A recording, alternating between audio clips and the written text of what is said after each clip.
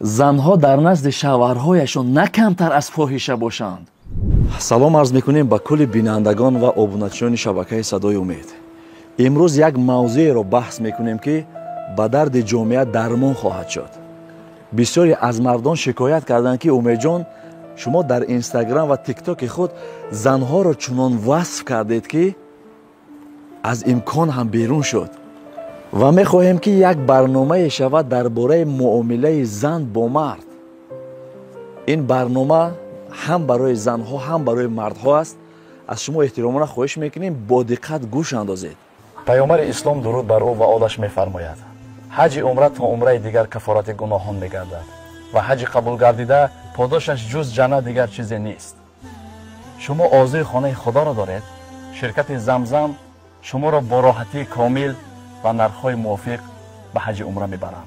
ویزا، چیپتا و مهمانخانه، راهبردی با تجربه، خدمت رسانی با صفت، سفرهای انفرادی و گروهی. حالا تماس گیرید و سفر مقدس خود را فرمایش دهید. سفرها از روسیه، تاجیکستان و ازبکستان. معلومات بیشتر را شما میتوانید از رقم‌هایی که در روی نوار است دسترس نمایید. اگر شما از نام دوستتان صدای امید مراجعت کردید حتما به شما تخفیف کرده و خدمت خوب میرسانم.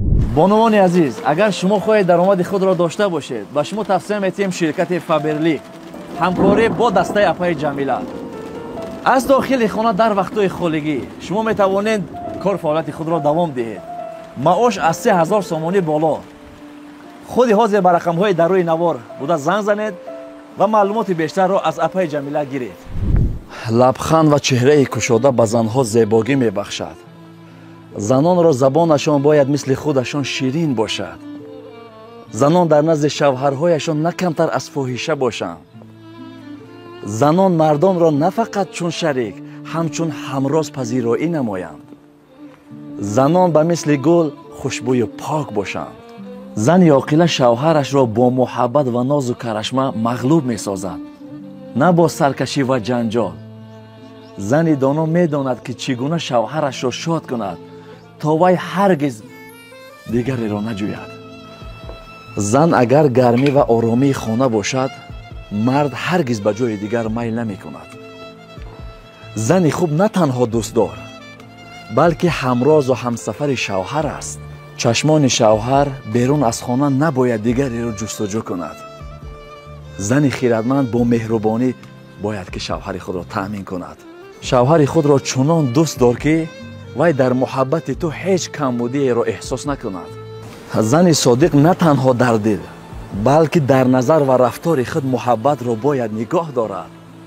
به شوهرت چنان زیبا نما که چشمانش تنها تو را ببیند و دل و جانش به تو پیوند باشد.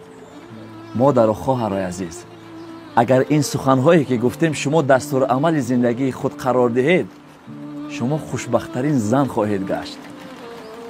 من درباره شما چقدر سخنهای شیرین و زیبا گفتم در اینستاگرام، تیک تاک. شما میتوانید یک دسترس نموده به شوهرهای خود پیشنهاد کنید. شاید فکرهایشان نسبت شما تغییر یابد. ما همه شما را دوست می‌داریم. از همین سبب من بسیاری نوارها درباره زنها کرده ایستادم. شما مادر هستید و این مادری خود را فراموش نکنید. خوشبختیتون ای دست ندهید. شما دنبال مال و کمبغلی و بویی و دنبال هیچ چیز نه، فقط دنبال خوشبختی دوید. خوشبختی را جویان شوید.